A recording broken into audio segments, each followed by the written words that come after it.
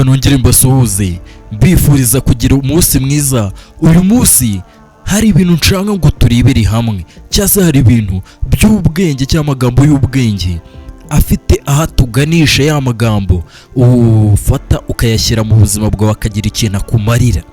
Uyu munsi kubera kugenda duhugira muri short movies ariko navuze nti byibura reka dusaranganye cyangwa se dushyiremo n'amagambo y'ubwenge tuyarebere hamwe turebe ibyo ari byo, noneho kugira ngo ibintu tugenda tubivanga tuniyungura ubwenge bugiye buva kuri iyi cano cyatwa umuntu aba yagiye agakoraho ubushakashatsi.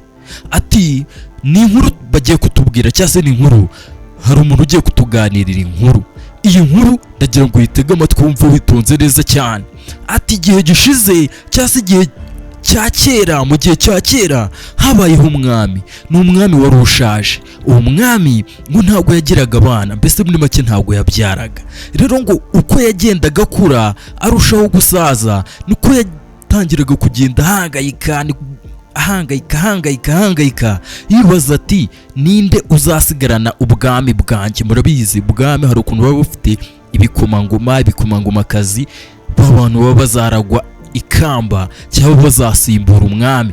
Nuko umwami yagize igitekerezo ajya kureba meteri wiwe cyangwa se ajya kureba master wiwe, umugenga we, arangije amwaka inama.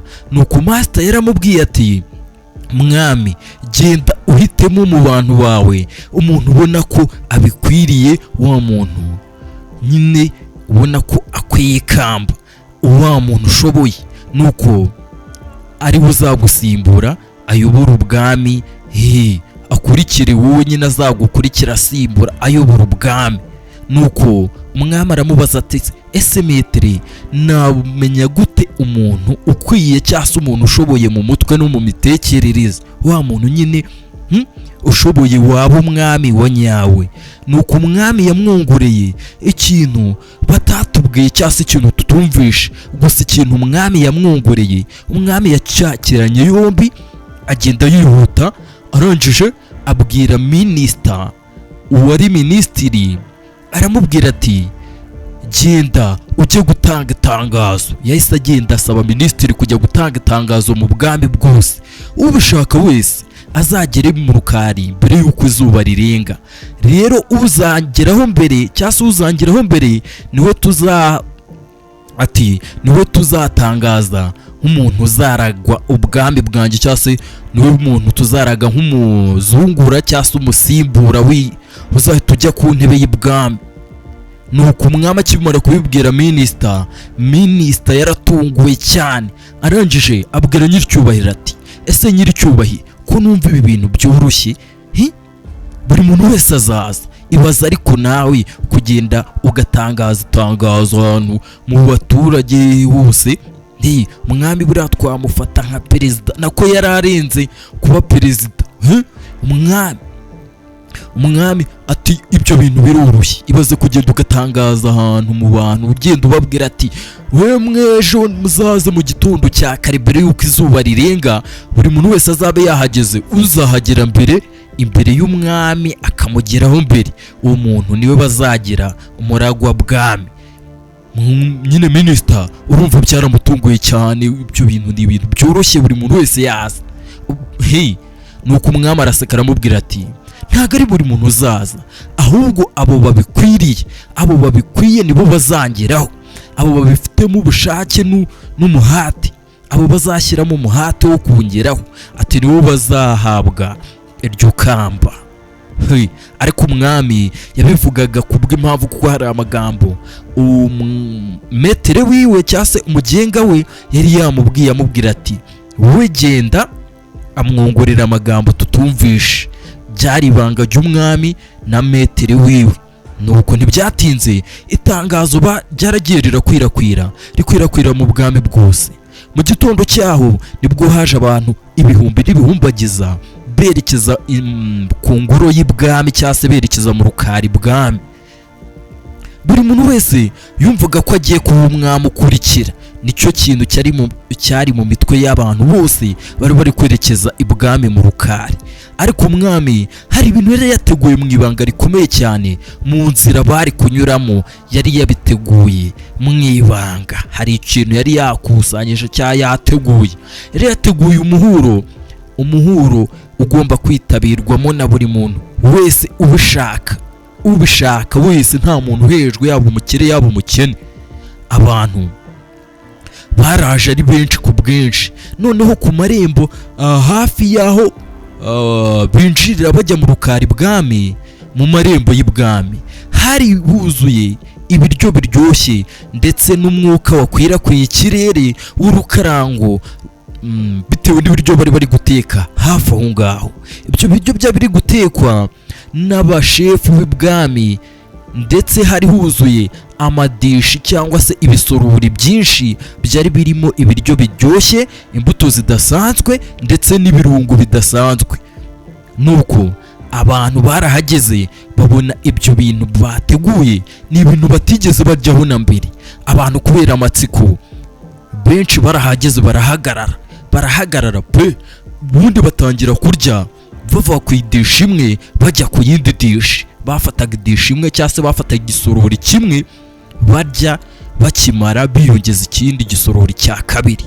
Nuko abantu baragenda bararya, baravuyarara, bashukwa n'ibyo biryo umwami yari yabateze mu nzira. Kubw'ibyo baragenda bibagirwa intego yari yabazanye yo kuba bagiye kuba umwami cyangwa bagiye gusimbura umwami. Ariko nanone hirya yaho gato hari ahantu hari hateguwe stage cyangwa se hateguwe twabyita ahantu hari nk'udupodiyumu turiho ababyinnyi n'abaririmbyi bari kuririmba indirimbo nziza cyane, indirimbo zitangaje ziryoheye amatwi. Buri muntu wese yari ahari ateze amatwi, ari gukoma amashyi bitewe n'indirimbo ziri kuririmbwa, bitewe n'umuziki wari uri gucurangwa. Buri muntu wese, hari abantu benshi babazengurutse aho hantu, buri muntu wese yaryohewe n'umuziki. Ndetse iruhande rwabo hari ababyinnyi bari kubyina kuri stage cyangwa kuri podium. Ababyinnyi bari bazi kubyina neza, bimwe bya kinyarwanda. Abantu baragiye bibagirwa umwami neza, baramwibagirwa. Baragenda barahagarara, baryoherwa n'ibirori biri kubera aho ngaho. Ariko nanone hirya yaho gato ahari hari gucurangirwa umuziki, ati hari ahantu hari kubera imikino yo kwishimishiriza, ahantu hari imikino yo kwinezeza. Aho hari ahantu ugenda ugafata imyambi n'imiheto, ubundi ukiga kumasha uhamye igipimo. No mu Rwanda buri hari ahantu ugenda imyambi ni iki? Abantu baragenda bafata imyambi, abandi baragenda basanga hari ahantu hateguye ibibuga, barakirana, abafana barafana, ndetse abandi bajya mu bigendanye no gusiganwa ku mafarashi, abandi bagendera ku migozi. Buri muntu wese yagiye mu mukino abona ko umunejeje. Abantu bitabiriye imikino koko, maze baragenda bararyoherwa. Buri muntu wese aragenda ajya mu mukino. Buri muntu yumvaga ko agomba gutaha atahanye igihembo, agomba kuba champion mu kintu runaka. Buriya iyo wizeye mu mukino runaka, uzarebe iyo muri gukina ikintu umuntu akagutsinda, uravuga ati reka ntago nava kwizima, twongere dusubire mugakina mpaka reka yakongera kugutsuruka, bati ntago nabyemera nanjye reka nkwishyure. Mugakina buri baragiye barakina, baryoherwa n'iyo mikino. Noneho ndetse uvuye aho ngaho gatoya hari ahantu hari urunywero rw'ibwami, ndetse aho muri urwo runywero rw'ibwami hari ibyo kunywa by'ibwami nanone byanywegwagaho n'abantu b'ibwami gusa. Nuko abantu bakundaga inzoga barahageze barahagarara, niho hantu bafungiye amaferi. Ntago bashagaga gucikwa n'icyo kunywa umwami akunda kunywa buri munsi. Bakavuga bati ni gute twacikanwa n'iki cyo kunywa umwami anywa? Nuko baragenda baranywa, baraseka, baravuyarara neza, baragenda bibagirwa intego yabo y'urugendo rwabo n'icyari cyabazanye ibwami, ko ari ugusimbura umwami. Ibyo byose baragenda barabyibagirwa. Ndetse aho umuhuro wari burangirire cyangwa se ibirori byari burangirire hari kampu. Ni kampu yaberagamo igikorwa cyo gushimisha umubiri. Abakuru bo barabyumva, igikorwa cyo gushimisha umubiri. Hari abakobwa bari babahagaze bambaye batikwije neza, bari gutumira buri muntu wese wabyifuzaga, cyangwa se bari gutumira buri mugabo wese ubushaka ubiharaye, cyangwa se buri mugabo ubyifuza ko yakwinjira muri iyo kampu. Ngo abagabo benshi barahageze bitewe n'irari n'ibyifuzo byabo, binjira muri ya kampu, bafatirwayo ntibasohokayo. Baragenda bafatirwayo ntibasohokayo. Umwami yaricaye arategereza, nta muntu n'umwe wigeze agera ku mwami. Umwami yaricaye arategereza araheba, nta muntu n'umwe wigeze umugeraho. Buri muntu yari afite ahantu yahagaze, yafatiwe mu birori runaka bitewe n'ibintu bagiye bamutegeraho mu ntege nkeze. Abakunda inzoga, abakunda abagore, abakunda imikino, abakunda kubetinga, abakunda iki. Ariko nanone ngo mbere yuko izuba rirasa, nako mbere yuko ngo izuba rirenga imeni, nibwo hinjiye umusore hari kubera umuhuro, cyangwa hari kubera ibirori, hari kubera umuhuro, habereye ikirori aho byabereye. Nibwo hinjiye umusore mutoya, aza ari guhumurirwa ibiryo biryoshye, yumva umuziki mwiza, abona bababyinnyi, ndetse abona ahantu habera imikino, ndetse mu nguni abona ahantu banywere ya mayoga y'ibwami. Umusore yarakomeje aragenda aca kuri ya kampu, ariko ntabwo yigeze ahagarara. Ya kampu nyine iriho ba bakobwa bambaye batikwije, bari gucuruza, sinzi ni habe no kurangara by'akanya gato. We yagomeza agasubiramo avuga ati ngomba kugera ku mwami. Aragenda aca mu muhuro hagati, arakomeza habe no kurangara. Ariko ageze ku marembo y'ibwami ahurira n'ikigeragezo. Abarinzi bagerageje kumuhagarika bakoresheje amanyanga yabo, baramubwira bati umva musore, genda uzagaruke, umwami arahuze. Urabona hari ikirori kiri kujya mbere, genda umanze uryoherwa n'ibirori, wishimishe, ukine, urye sho nk'abandi, uzaba ugaruka, umwami arahuze. Ikindi wanakererewe, dore abantu bamaze kuhagera bari kurya sho. Bageragezaga kumucanganyikisha ngo barebe niba ari busubireyo, ariko umusore mutoya ntabwo yigeze abumvira. Yarababwiye mu kinyabupfura ati nta kintu cyampagarika kugera ku ntego zanjye. Niba navuze ngo nje ibwami kuba umwami, gusimbura, none se murumva ari iki cyampagarika? Arangije abacaho yinjira mu rukari. Babonye nyine uyu musore akomeje nta kintu, kuko yaje yabyiyemeje, nuko yinjira mu rukari bwami. Ageze mu rukari bwami yahasanze umwami, asanga minisitiri, ahasanga na wa mumetere w'umwami bamutegereje. Nuko umwami yaramurebye atewe ishema, nawe aramubwira ati wa mwana we, ni wowe umuntu wabashije guca muri biriya bishuko n'ibigeragezo utarangaye cyangwa ufatigweyo. Rero ni wowe umuntu ukwiye iri kamba ryanjye, ni wowe muntu mbona wansimbura, ni wowe muntu koko ushoboye mu mutwe, ukaba ushoboye no gukontorora irari ryawe ry'umubiri cyangwa ibyifuzo byawe by'umubiri. Ku mwami ahita atangaza ko uyu musore mutoya ari ugiye kumubera umuzungura, cyangwa se ari ugiye kumubera umusimbura, akaba umuragwa bwami, akamusimbura. Niyo mpamvu rero buriya ngo mu buzima hari igihe dufata umwanzuro tukiha intego ihambaye cyane twifuza kugeraho. Iyo ntego, hari ibibazo byinshi bigaragara mu nzira yacu, mu rugendo rwacu, mu gihe turi kugana kuri iyo ntego yacu tugira ngo tuyigereho. Rimwe na rimwe hari igihe usanga ari ukugera ku bintu ukumva uratuje, ukumva bya bintu ntabwo kibikeneye bitewe n'ibyifuzo byawe. Rimwe na rimwe hari igihe usanga ari ibyishimo runaka byo kwinezeza, ibinezeza biri aho ngaho by'amafuti, cyangwa rimwe na rimwe ugasanga ni ubwoba, cyangwa se nanone ugasanga ni abatuzengurutse cyangwa se n'isi ubwayo iri kugerageza kuduhagarika kugira ngo tutagera ku ntego zacu.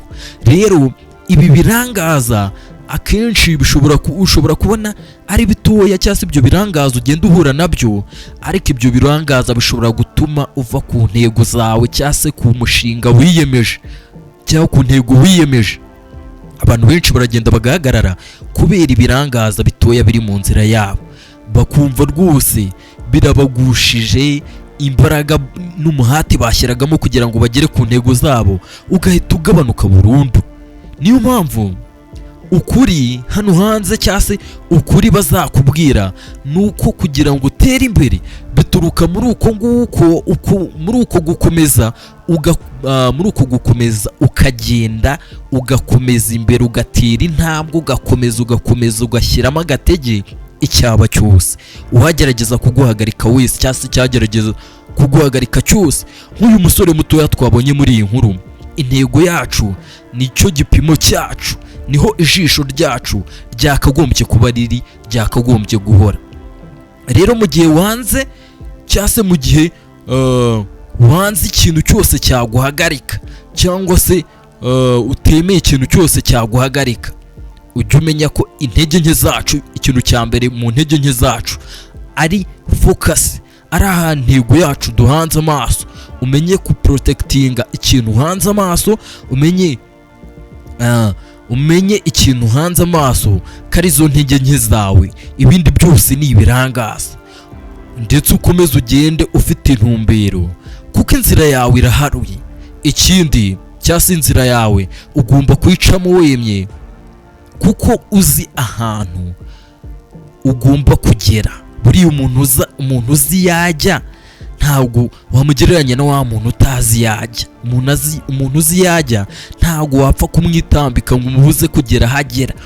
Ndetse iyo aciye mu nzira imwe bikanga, abazi n'izindi z'ubusamo zamugezayo kuko bavuga ngo inzira zose zigera i Roma. Bisobanuye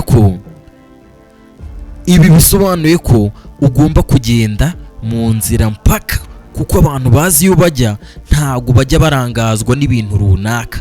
Uko niko abantu basanzwe bahinduka abantu badasanzwe bitewe n'ikinyabupfura cyangwa se kugira focus ku kintu kimwe cyonyine, ukavuga ati iki nicyo kintu ngiye gushyiramo imbaraga.